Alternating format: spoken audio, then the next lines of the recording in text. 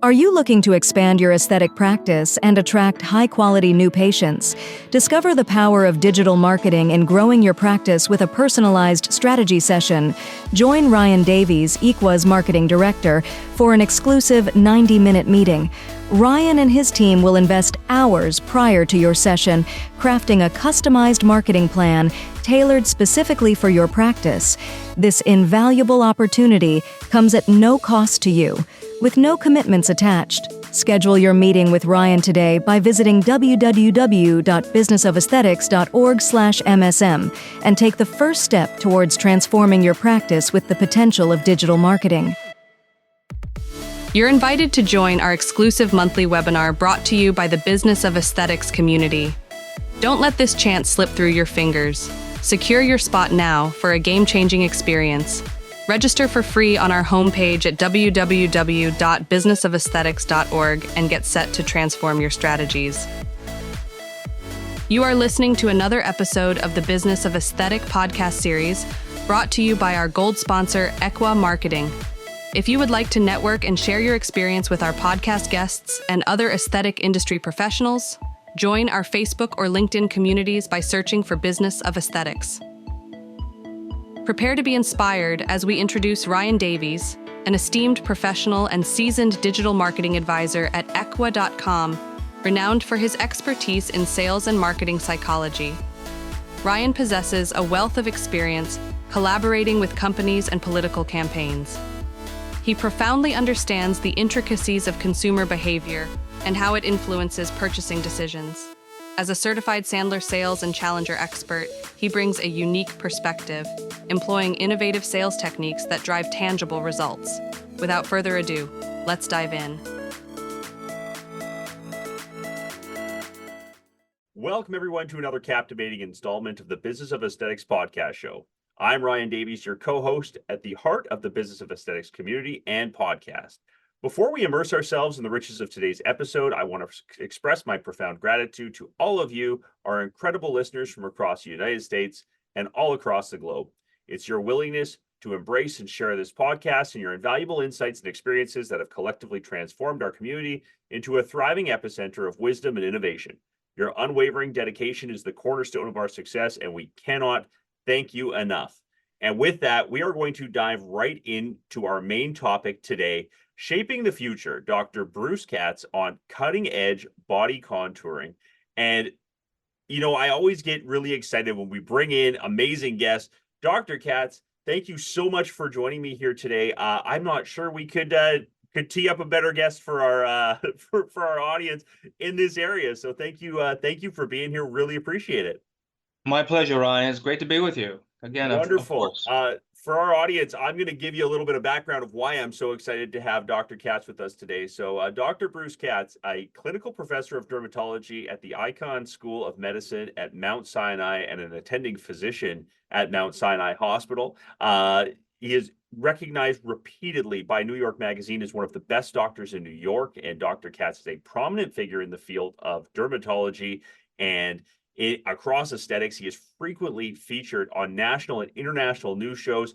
It's a who's who, including the Dr. Oz Show, The Doctors, The View, 2020, Good Morning America, CNN. He's been renowned for innovations in advanced laser technology, smart and power liposuction, skin rejuvenation techniques, body contouring, obviously, and has published extensively in leading medical and scientific journals.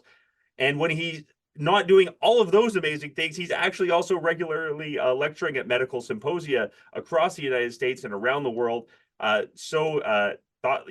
Being so thoughtful and sharing his expertise with the global medical community. Dr. Katz, I hope I caught everything in there. I'm sure that was just scratching the surface, though. But thank you so much for being here. Well, thank you very much for that very, very kind introduction, Ryan. I appreciate it. I would love to get a little bit more about you and from your point of view. People don't want to listen to me talk. They're here to hear you share your information, but share a little bit of a background about really drew you to this field and your interest in, laser aesthetics and body contouring and what you find really rewarding about the space. Well, Ryan, when I started about 35, 40 years ago, this field was very, very much in its infancy. Basically, liposuction was just beginning. And that was really all we had. And it was a very crude procedure, 40, 45 years ago. And I thought there was a lot more that could be done. And, just by doing a lot of clinical research, exploring new technologies in this country, and I went around the world looking for, the latest advances. We've really taken it to an amazing level at this stage today. And, there's still a lot more that can be accomplished. But, I think it's a very challenging area, and it's an area that a lot of people are interested in. You can just tell by the focus on exercise and dieting, and now with the new GLP-1 medications that people are looking at. So this is a great field, and it's definitely evolving, and I'm looking forward to being part of that evolution. Amazing. Let's talk about that evolution and again, just not just the health and wellness, but really body contouring in in specific here. There's been significant advancements, especially in recent years, but when we go right back from the kind of infancy stages of body contouring to where it is today, can you provide sort of a bit of an overview in terms of what you think are the most notable developments that has led us to today? Well, I think, really to really get a good introduction to body contouring, we want to discuss what it actually means. And when we talk about body contouring, we're talking about 4 different areas. We're talking about skin tightening, fat reduction, muscle toning, which is the newest area, and also cellulite, which is still one of the holy grails of body contouring. And we know that, even starting in our 20s, elastin production begins to slow down and stop. And, as we get to the age of 60% reduction in collagen levels. So that's what leads to a lot of these changes. And I think when I see my patients, I usually recommend starting younger is always the best approach. So, when we talk about, if you want to start with skin tightening, Ryan, we talk about what is the optimal characteristics of a skin tightening device. Well, you want it to be non-invasive, you want it to be obviously effective, you want it to be comfortable for the patient, you want there not to be any downtime and minimal side effects and no consumables. But you know what? That device still doesn't exist. Right. So, we're still looking for the perfect device for tightening and fat reduction. So there are a lot of devices out there, and I usually recommend to doctors when I give these lectures, the first thing to do is to review the clinical studies, look at the science before starting to, pick a device. Don't believe just the marketing material. It's a good idea to ask your colleagues about it, and also, what their allegiances are to the companies they work for, because that might bias them to a certain extent. And then always try out the device in your office for a few weeks or a month or two to really see how it works. I think that holds true for a lot of these technologies. And I think with the technologies too, like give us a bit of a background in terms of people who are, maybe at that early stage, right? They're looking to bring this into their practice and incorporate it. What are the steps they need to take to kind of get to that stage beyond even just, as you said, there's a lot of evaluation, education that needs to go on. We've talked about it numerous times on this podcast before around, you can't just have a sales rep come in and sell something to you based on their spreadsheet of numbers and hopes and dreams that they're presenting, because it gets really exciting when they show you what the potential is. But when it comes to that, I want to incorporate that into my practice. What needs to happen from, that education side, from that training side, and from that awareness side to make sure that they're bringing it in a way that can really serve their patients best?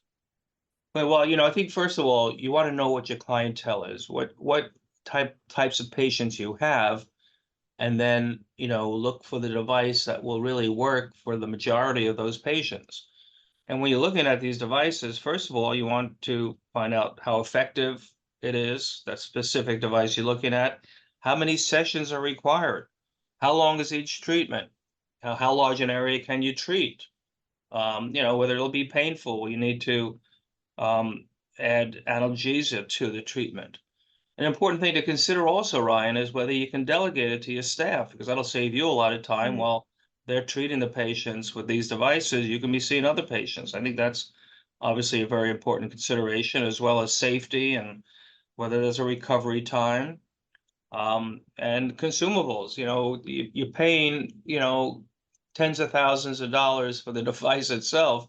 And then today, most of these devices have a consumable as part of it. And you want to know how much is each treatment going to cost you for the consumable. That's a big issue too.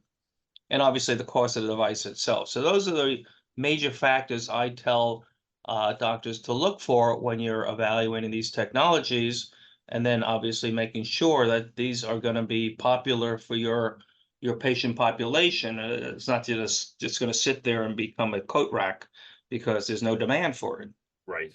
Absolutely. And I mean, I guess, you know, I'll give you kind of a question here, and then feel free to say, that's not comfortable where you're answering here, but in your terms, are there any technologies that really stand out, or any techniques that stand out that you're recommending to colleagues today? Well, again, it depends on what you're talking about, whether it's for skin tightening Right. or fat reduction. And, I do a lot of clinical studies for a lot of different companies, but I think if you're talking about skin tightening, you also have to decide whether you're looking at a non-invasive device or a minimally invasive device. And for non-invasive devices, some of the newer technologies out there are ultrasound. Soft wave is certainly one of the newest ones that we're looking at. M-Face that we're working with, that we have actually in our practice. M-Face, that's a new development as well for facial tightening and muscle toning. And muscle toning has become a very important aspect of body contouring as well. And then, for minimally an Aerolase, the LightPod Neo, that's also a nice device, non-invasive.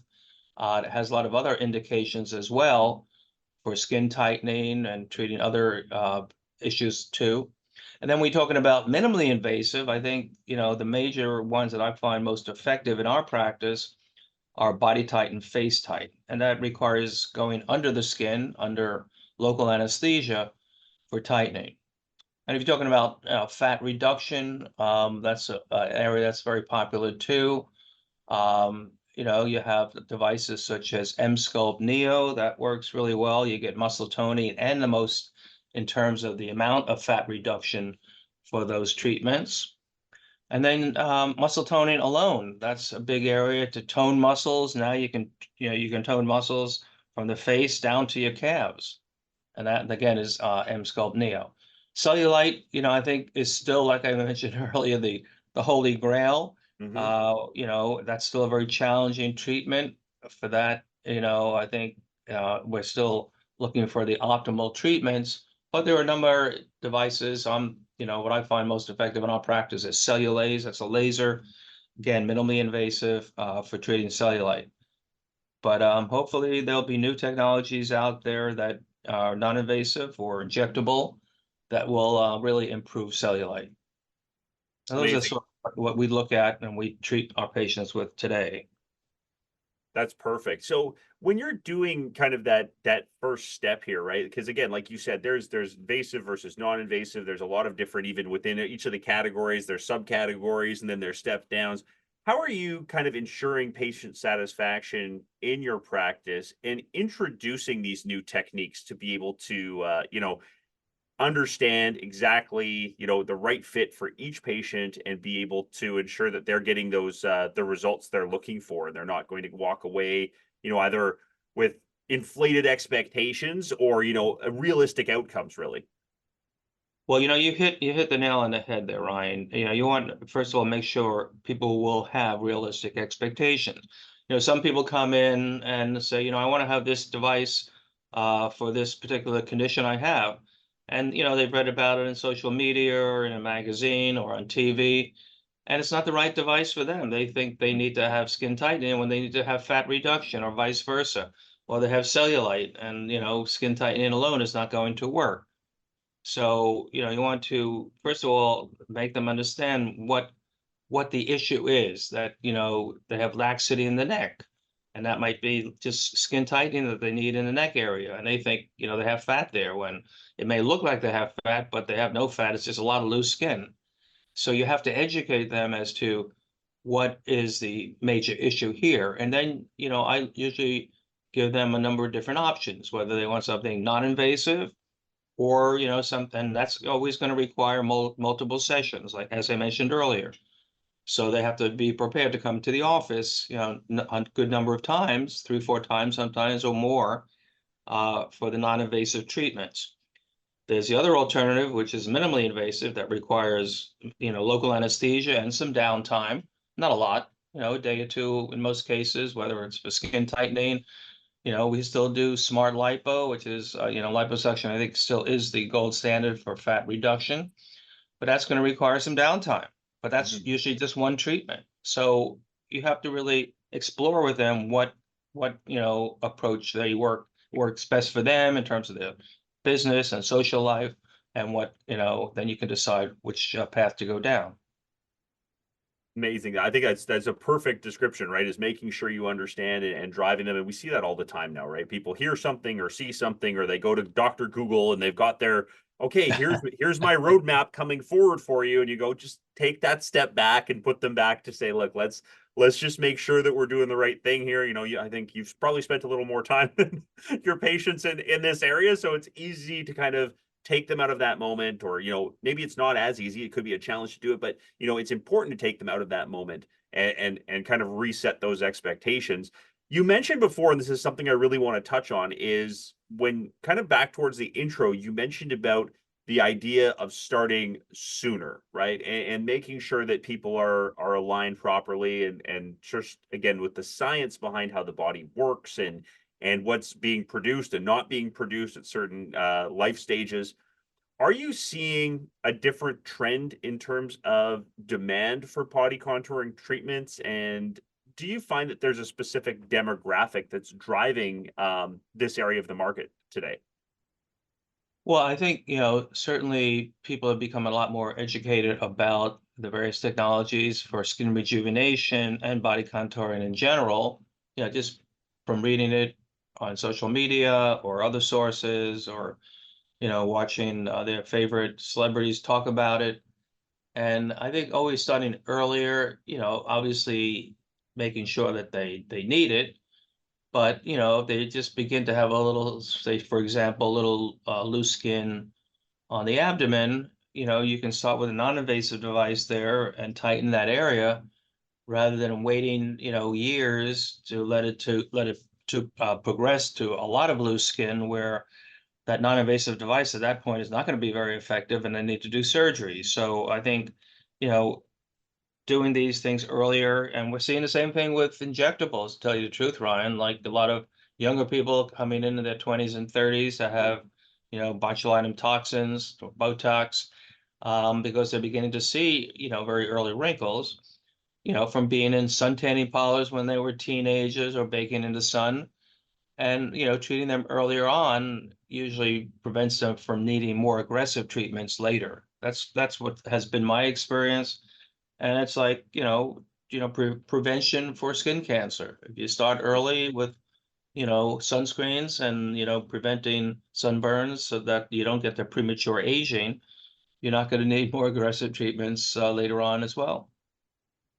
And that's just perfect. I love that breakdown from that perspective, and kind of going through that point.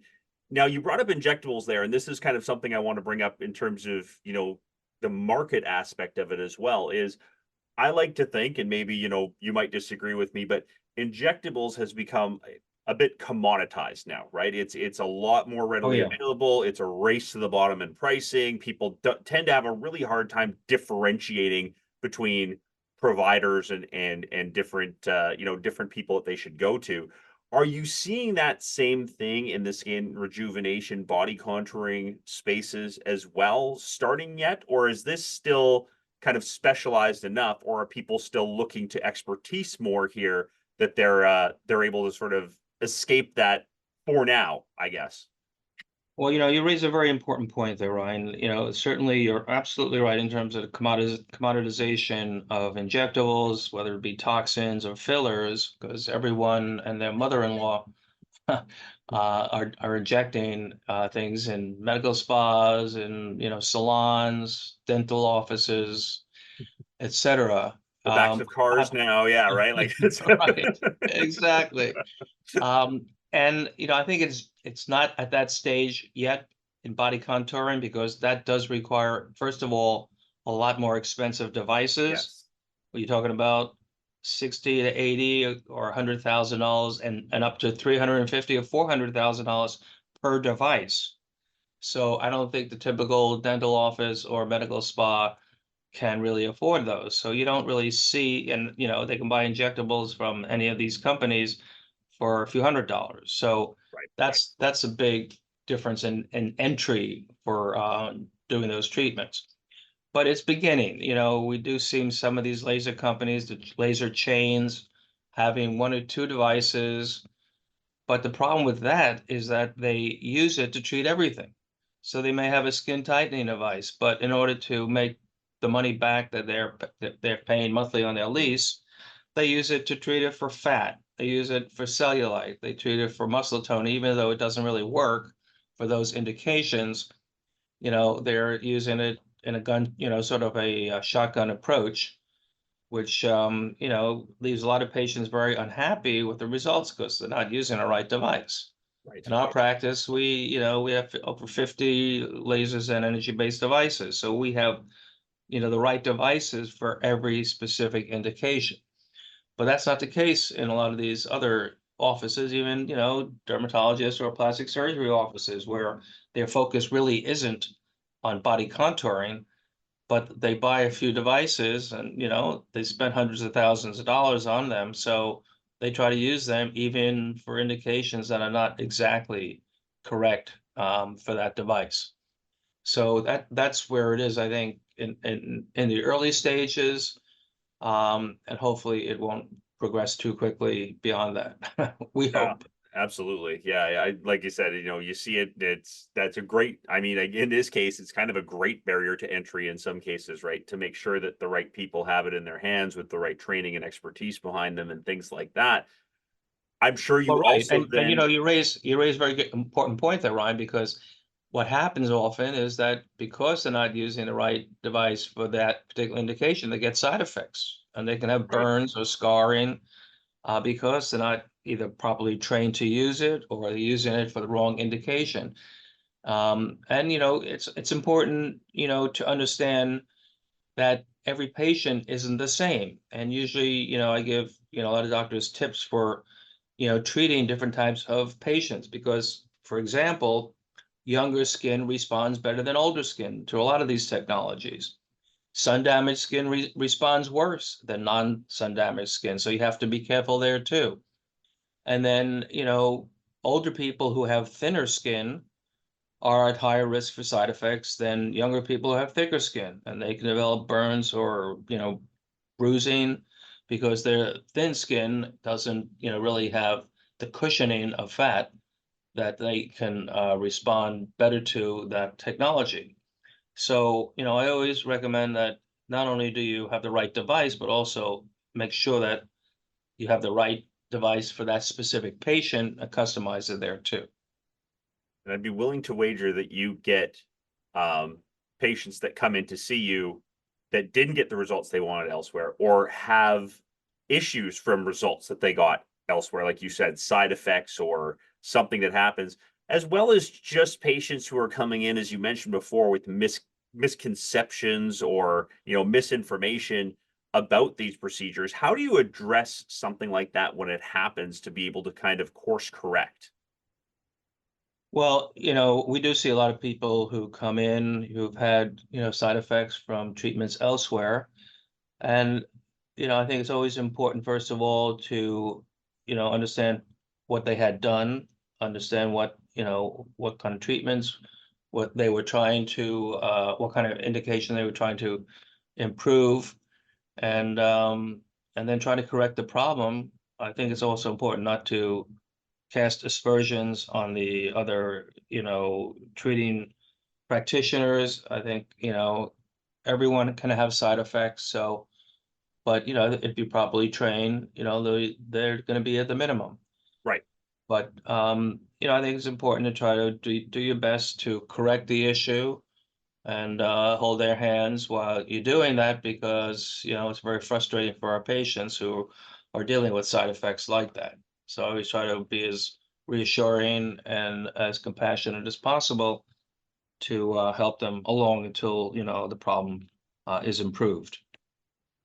And do you find there's some limitations in the industry, or I guess in the technologies that are either preventing certain things? Like you said, I know people probably are coming in looking for a cure-all, or for a, hey, I'm, maybe this isn't for you. You're looking for a totally different thing, or is certain challenges that you have to be able to communicate through. Like, I know one of the big ones is this is part of a regimen, like you mentioned, right? Like it becomes part of something you want to do. If you're going to do this and then go to live a very sedate lifestyle with very poor food choices, you're not going to, this isn't your cure-all for that kind of a thing. So are there challenges and limitations that you have to overcome quite often that you see repeatedly? Well, that's a very important question. And I think one of the um, sort of approaches that we all have to learn, the more we practice and the longer we see patients, is the ability to say no when patients ask for certain treatments. Because sometimes they'll come in and ask for things that, first of all, you can't deliver, whether it's because you don't have the training or you don't have the technology to treat them, or you understand that they have very unrealistic expectations, and that whatever you do, even though you may have the best technologies to help their problem, that's not the issue. It may be, they come in and saying they have loose skin or too much fat in one area, but it may be that they're unhappy with their lives or their marriages or their work. So you have to understand the psychology um, that's involved there as well, and to say no when don't realize, when you realize that this patient is not going to be someone who's ever going to be happy with the result. And some people will persist, and I know a lot of doctors find it hard to say no when they say, oh, come on, you can help me do this, do that. And I always think the best answer there um it cuts off conversation very quickly, is to say, I just do not have the experience to help you with your problem. And that usually says something to people, that okay, they're not going to really push you and push you until you acquiesce. And I think it's a hard thing to say, but I think that's important, because it's going to save you a lot of coronary stress over the years. Believe me, I learned after doing this for a long time, it's just not worth it. And you just don't want unhappy patients who come in expecting something that even though you may have the best technology and you can help them, they're never going to be happy. So just learn to say no. That's why I adore having guests like you here, because you have the wisdom and you've had the real life experience to say, yeah, maybe I've done it, I've pushed the envelope, or or I've seen other people do it, and now I know it's so much better just to say no, and just it's okay. And yeah, maybe they are going to go somewhere else, but you got to be comfortable with the fact that the decision you've made, and rely on your expertise and your knowledge. And I think a lot of patients, that are, again, concerned, have anxieties or misconceptions, will respect that, to understand, like, okay, good, I'm glad I had this conversation, I'm glad you were so upfront with me, what else can we do? And it may lead to a whole different treatment path for them that is going to be successful. With Right. that in mind, also, how do you navigate even the regulatory landscape in this area, and compliance and safety around it? I know, again, you're cutting edge. You're somebody who's part of, those clinical studies and things that are before anything even happens. But for our audience, is there any recommendation, any thought around that you could supply? Well, I think obviously it's very important to make sure that any devices that you are using have been FDA approved, that have gone through the, proper regulatory pathways. And, it's important that, uh, you're treating patients with the right technologies for your particular scope of practice. For example, liposuction, and it varies actually by the state as well. Liposuction in New York, if you are doing liposuction for more than 500 cc's of fat removal, you need to be an accredited center. So that's an important regulatory issue that you have to observe.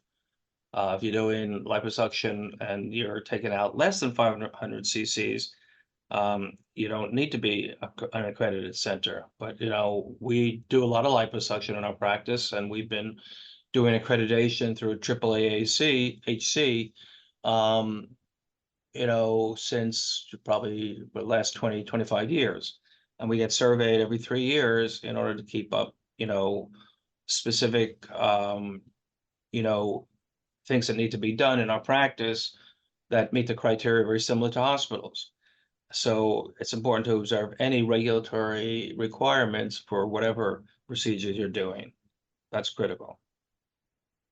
Great advice, and thank you for shedding some light on that, because I know that's a tough one to kind of for everyone to understand, but it's so critically important to get that messaging across from that side of things.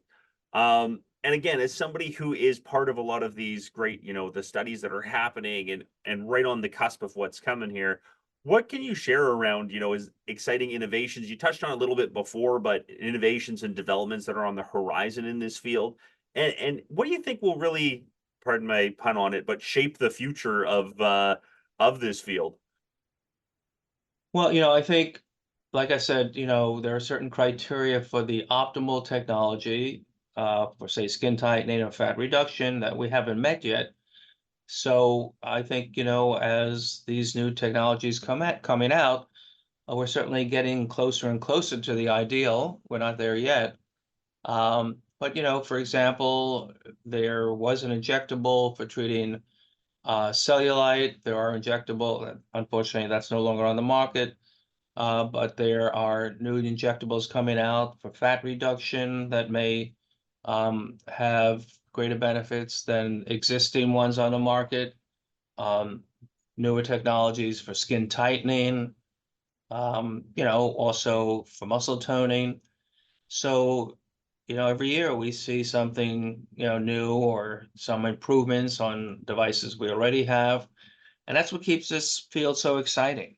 There's always something new coming out, and new treatments to try out, new studies to do. And that's what keeps me very excited about this whole industry. Incredible. And as we kind of wrap up here, Dr. Katz, I'd love to get sort of in the last couple little questions here out to you is, what do you think are the keys to achieving patient satisfaction and success for your practice in the field of skin tightening and body contouring in particular? Well, I think it's always important to under-promise and over-deliver, as the expression goes. Yeah. That's always, I think, the best approach, because by, trying to build up, technology beyond what is real or realistic, often backfires. So I think by, being humble and being sort of, minimalistic in terms of what you tell patients to expect from a procedure, they are more likely to be very satisfied than by, promising things that, are not achievable on a regular basis from everyone. So I think that's one of the cardinal rules, but certainly explaining to people exactly what is involved with each treatment, how many sessions are required, what kind of pain will be involved, what kind of recovery and the possible side effects. I think those are always important questions that, we all should be asking and discussing with our patients, and making sure they understand, not just telling them these things, but going back and saying, do you understand exactly what I'm saying? Because often in a consultation, we as physicians deliver a lot of information, but you want to also make sure that it's being understood by our patients. So I think that's the flip side of the coin, making sure they understand what you've told them, and they don't go home saying, well, I understood maybe 50% of what the doctor was saying, but I wasn't sure about this point or that point. And you can always have your staff go back and call them a day or two later and discuss it with them as well. I always find that helpful, particularly when we're doing larger procedures, say body tight or lipo, smart lipo. This way, they really are completely informed and not, sort of confused about certain things. that were discussed in the initial consultation. And finally, any parting thoughts, anything you want to reiterate, or anything we didn't cover that you feel is, that last piece of wisdom to impart on our audience? Well, I think, like I said, the important thing is, under promising, over delivering, but also being able to say no to our patients. And like I mentioned earlier, making sure they have realistic expectations about whatever these technologies can deliver. And then, following them after the procedure. I think that's always important, taking before and after photos. It's surprising how sometimes people, just don't even have realistic impressions of their own body when we're talking about body contouring. I've had examples over the years where, a patient had a procedure done and they had an excellent result, say from liposuction or skin tightening. And yet I show, and they say they don't see any difference. And I say, well, let's go over your before photos. And, we show them their before photos and then compared to their photo that day, the follow-up photo. And some patients said to me, well, those before photos aren't mine. I said, well, yes, they are. I have your name on it, because, they really didn't look in the mirror very carefully about their butt or, the back of their love handles or their sides, their thighs. And, you say to them, well, isn't that mole that you have here or that tattoo that you have there yours? And I say, oh, yeah. So, so that has happened to me a number of times. So before and after photos are very critical. Always have those on hand. And like I said, be sure people understand what can be delivered in terms of the technology they discussed and knowing what their realistic expectations are. I think those are critical points. Perfect. And for our listeners, how can they learn more about your work and the services you offer and just really get more of that amazing information and wisdom you have to share? Well, they can certainly, I can give them my phone number if they want to give me a call. It's 917-886-4409, or they can go to my Instagram page at Bruce Katz, Bruce.Katz, Katz, MD on Instagram. Incredible. That is amazing. So with that, I have to say thank you so much, Dr. Katz, for joining us today, talking to us about your journey, your knowledge in this area, and really helping our audience in terms of, shaping their opinions about body contouring, skin tightening, and how to really get the most out of it for their practice growth and for their patients. Thank you so much. I know you're incredibly busy, as we listed off the top there, for you to spend this time with us today. Invaluable. Can't tell you we appreciate it so much. Thank you. Well, thank you, Ryan. It's been a pleasure speaking with you. Wonderful. Absolutely. And with that, I also want to take a moment to thank our listeners. We appreciate each and every one of you, and we can't do what we do without you. So please, if you like our podcast, kindly share it with your friends and colleagues, share it on social media, and please don't forget to write a review wherever you are listening. It is your thoughts and your wisdom, your sharing of this that is going to help other doctors and practice owners find us and bring you such incredible guests like Dr. Katz today. So with that, until we meet again, I wish you all an amazing week ahead. Take care, everybody.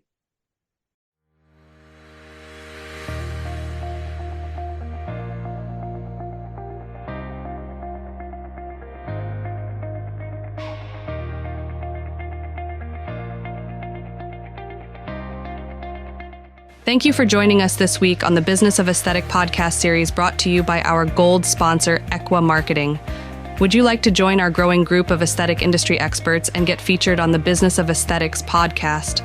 Or do you know someone who would love to share their strategies for growth in the aesthetic business, providing quality patient care or their clinical expertise? Head over to www.businessaesthetics.org/podcast show and apply to be featured as a guest on the show. Remember to subscribe to this podcast on iTunes, Amazon Music, or wherever you listen. If you would like to engage with today's speakers or any of our past speakers, join our Facebook group or LinkedIn group by searching for Business of Aesthetics. Thank you and have a great day.